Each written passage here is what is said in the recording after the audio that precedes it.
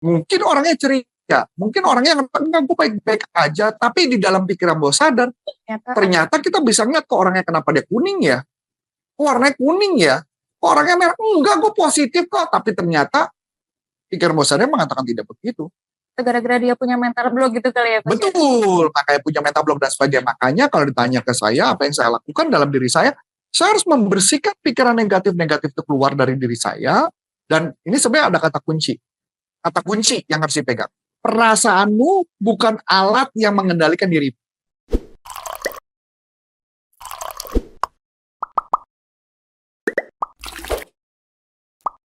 Ya, di zona kehidupan, saya kasih gambarkan ini ada diagram. Jadi ada 3, sebenarnya ada 4 zona kehidupan, bukan 3. Itu diagram kebalik berarti ya, Coach? Diagram kebalik. Jadi diagram kebalik. Jadi ada yang di bawah itu adalah zona yang warna merah. Yang kedua adalah zona yang warna kuning. Yang ketiga adalah zona warna hijau. Sampai ada yang keempat yang disebut namanya zona emas. Gold. Tapi nggak ada di situ ya, Coach? Nggak ada. Oke, saya jelasin dulu. Zona merah adalah di mana kondisi lu selalu sial. Ya. Lu ngelakuin apapun sial. Sakit-sakit, bete, kena masalah, bisa kerja dipecat, nggak ada temen, pokoknya nggak ada temen, habis putus, pokoknya hidup lu sial aja. Apapun yang lu lakukan kayaknya salah aja ya. Jadi arti padahal abang udah kerja keras, udah melakukan segalanya, tapi kenapa hidup gue sial? Itu terjadi karena di zona merah. Saya nggak tahu teman-teman di sini berapa banyak yang ngalamin ada di zona merah. Ya nggak? Jadi kayak salah tempat, salah waktu, kayaknya apapun gagal aja, ketipu aja orang itu di zona merah. Zona yang kedua adalah zona kuning. Zona kuning adalah zona di mana ketika Anda ngelakuin apapun, bisa untung, bisa rugi. Bisa berhasil, ya 50, bisa berhasil, bisa gagal. Ketika melakukan ini, bisa berhasil, bisa gagal. Itu adalah zona kuning. Ya, kadang jadi otaknya mesti dipakai banget tuh kalau zona kuning. Zona kuning tuh kayak gue mesti mikir nih, ini bener-bener bikin problem solvingnya harus dapat nih, ide kreatif harus dapat nih, itu zona kuning. Zona kuning. Ya, kalau zona hijau adalah apapun yang Anda lakukan berhasil. Itu ada unsur lakinya juga. Ada unsur lakinya di sana. Bahkan salah ngambil keputusan aja pun hasilnya tetap bagus. Itu zona hijau. Manusia beruntung kali ya, Coach ya? Oh iya. Ya. Nah, manusia beruntung artinya manusia yang kayak gimana? Dia tidak pernah sial, dia selalu berhasil, apapun yang dilakukan berhasil, sukses dan sebagainya. Mudah dicapai. Nah, buat orang merasa gimana caranya gue ke zona hijau? Itulah tujuannya. Bagaimana shape your future dari zona merah ke zona kuning, kuning ke hijau.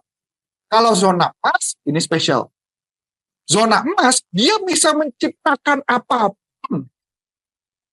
Dia sentuh apapun, kayak istilah pernah dengar nggak? Midas touch. Jadi apapun yang sentuh berubah jadi emas. Itu adalah zona emas. Jadi apapun yang dikerjakan, dia pegang. Misalkan contoh ya, saya nyentuh kamu, kan kalau Midas kan gue nyentuh lu jadi emas. Ini juga sama, saya nyentuh kamu punya bisa jadi sukses. Nah kayak gitu ya, disentuh jadi emas, disentuh jadi emas, sentuh jadi emas. Itu yang disebut namanya zona emas. Nah itu zona emas hanya bisa terjadi kepada orang-orang yang begitu luar biasa banget. Bahkan sampai saking luar biasanya, satu company dipegang tuh untung semua, beruntung. Pasti pernah deh, saya yakin teman-teman pernah lihat ini orang dibilang pinter kagak, ya enggak? Iya benar-benar.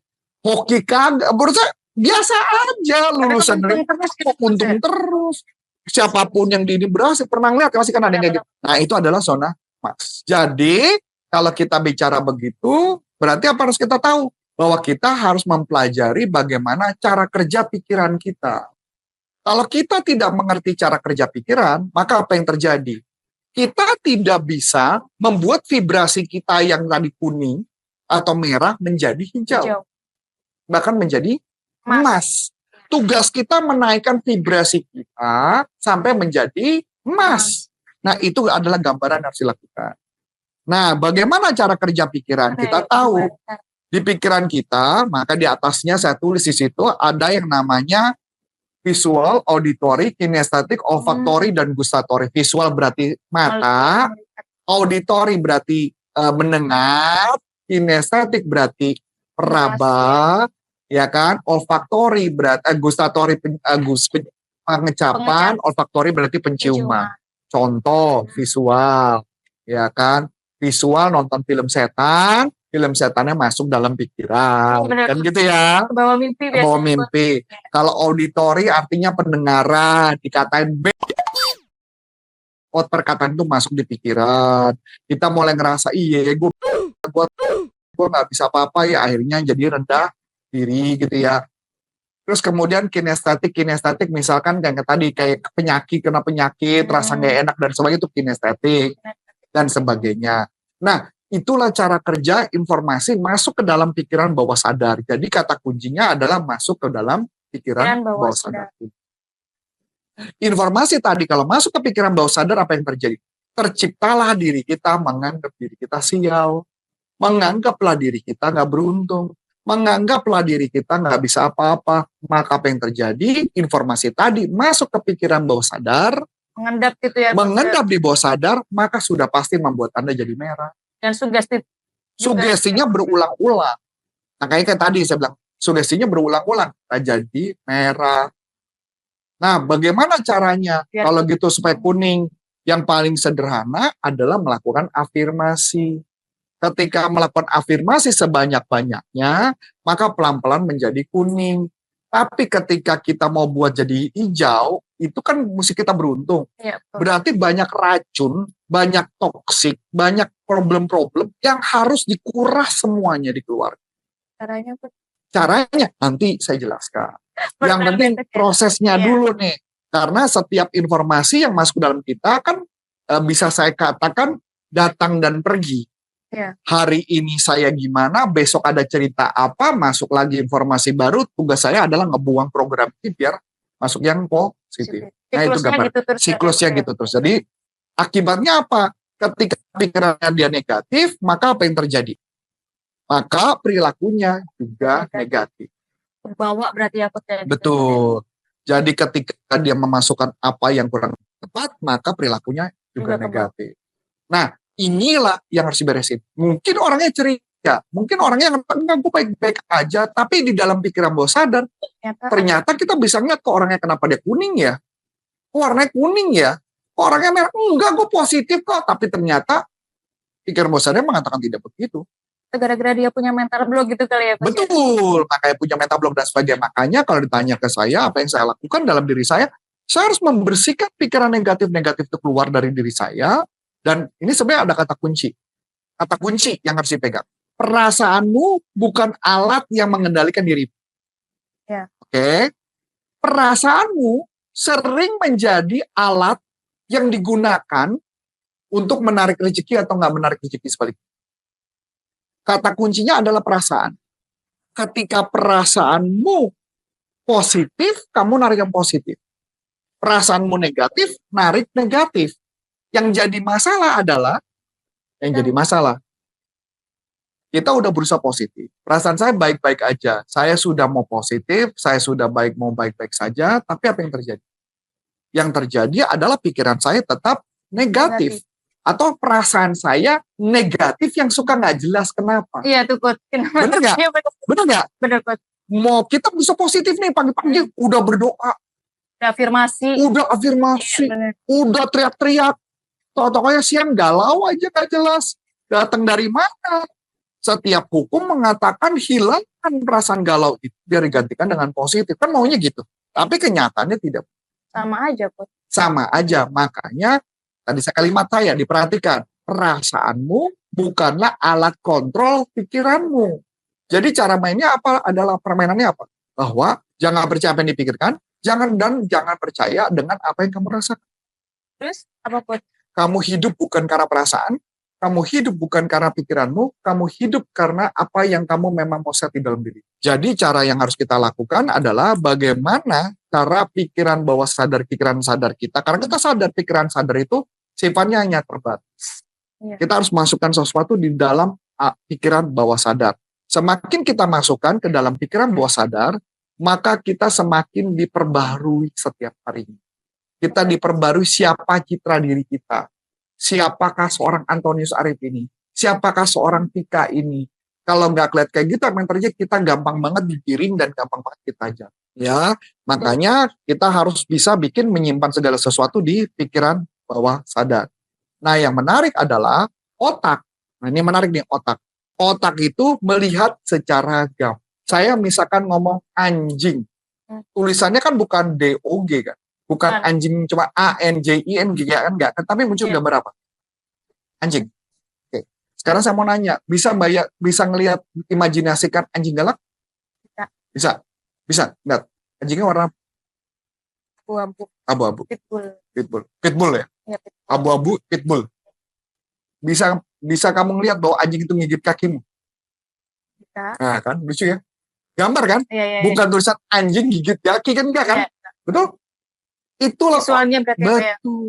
Otak bekerja sesuai dengan gambar.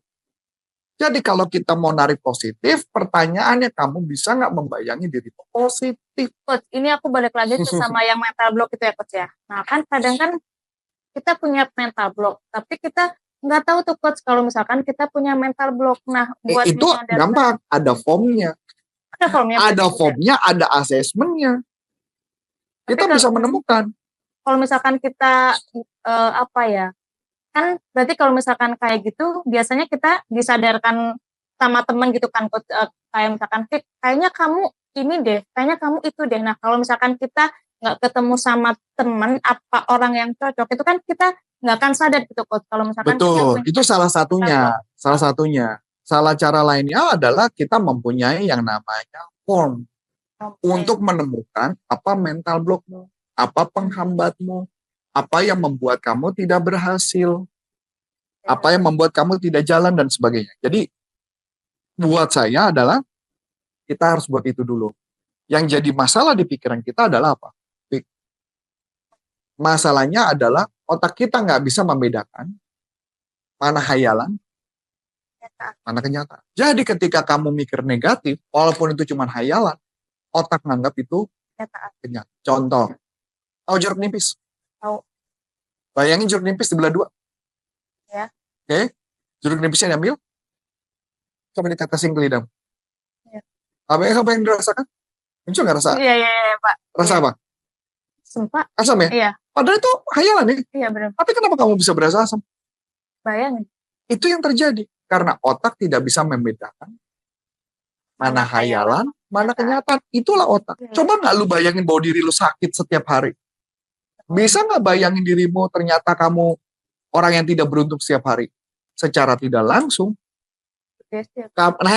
Sugesti atau memeditasikan hal buruk bakal terjadi dalam hidupmu. Gimana kalau kamu, betul, gimana kalau kamu memeditasikan bahwa dirimu adalah orang yang selalu beruntung?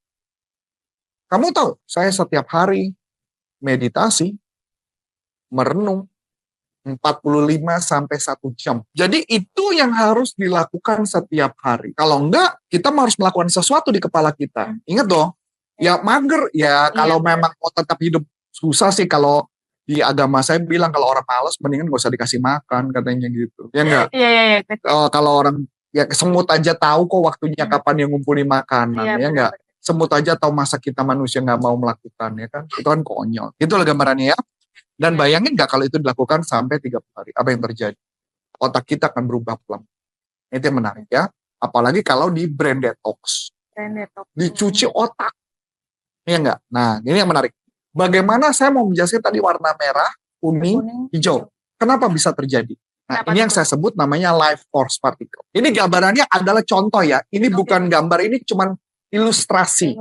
Ilustrasi ya. Kamu baru lahir. Ya. Dalam kandung, jangan lahir, kamu dalam kandung. Mamamu dong. Ya. Yang nggak mungkin Mas Adi dong, nggak mungkin ya. Ya, betul. Mamamu dong. Ya. Ternyata di masa kecil, anggap pura-pura. Ya. Bokapmu berantem sama mama. Ya, berantem. Si bayi ngerasa, apalagi mamamu nangis. Makin ngerasa, si bayi ngerasa. Ketika dia ngerasa, maka angkanya sudah minus. Bayangin nggak? Ya, Sudah minus. Anggaplah kamu punya jatah. Jatah positifmu adalah anggaplah nilainya 2 juta. Ya. Anggap. Jangan dibilang ada angka rumus, Ya. anggap. Dari bayi aja kamu udah minus. Begitu lahir, minus lagi. Ternyata lahirnya susah. Minus lagi kan? Ya enggak? Baru keluar aja udah minus gitu ya. Tadinya jatahmu 2 juta bisa jadi 1.900.000 sekian. Ya. Betul nggak? Minus ya. Minus. Ketika kecil, diomelin. Ya. Udah minus lagi.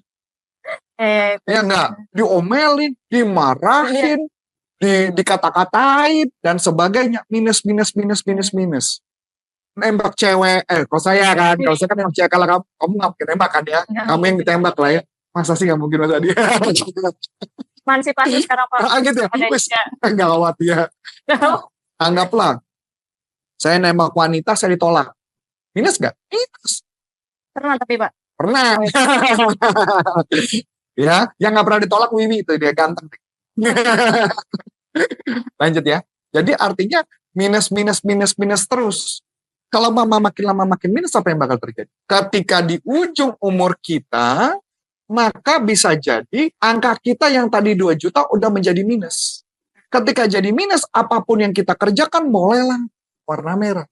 Negatif terus berarti ya Pak ya? Betul. Kalau kita nggak perbaiki kehidupan kita, apa yang terjadi? Sadar nggak ketika masih kecil, hidup kita, biasanya kalau saya temukan ya, yang saya temukan, para alumni saya, hidup sial, makin lama makin sial, sampai di satu titik sial terus tuh, sampai dia berubah.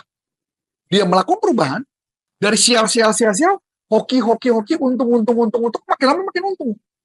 Tapi ingat ya, ketika dia beruntung, ada kejadian lagi, minus lagi. Tapi paling nggak minimal angkanya nggak sampai minus banget. Jadi kita pertahankan terus untuk jadi positif.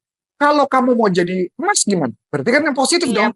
Melakukan, jadi ada hal-hal yang mesti kita ubah dalam kehidupan kita, perilaku kita, masalah kita, maka apa yang terjadi? Kita jadi positif. Ketika kita jadi positif, apa yang terjadi?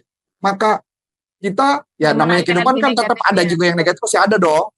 Tinggal pastikan jangan banyak yang negatif, maka banyakkan yang positif terus diperkuat. Jadi balik lagi ya, jadi di kepala kita nih kata kuncinya. Jadi mana yang mau kita garap? Bagaimana kita mau bersihkan diri kita? Jadi salah satu yang bisa kita lakukan adalah yang sederhana. Ketika kita mengucap syukur kepada Tuhan, yang luar biasa, itu jadi positif. Berucap syukur kepada Tuhan, itu sudah menjadi positif. Kita gembira, kita happiness, kelahiran anak, melihat anak, kita ketawa, itu positif. Cuman yang jadi masalah, begitu lahir, kita udah marah-marah dulu kan. Anaknya jadi minus, kita pun minus kan. Nah, itu yang terjadi. Mulai dapat ya gambarannya ya? Dan masih banyak lagi yang bisa kita lakukan untuk memperbaiki. Karena salah satunya adalah kita harus melakukan terapi pikiran kita. Kalau nggak diterapi, pikiran kita kacau. Brain detox itu tadi ya? Brain detox salah satunya. Sampai sini oke ya?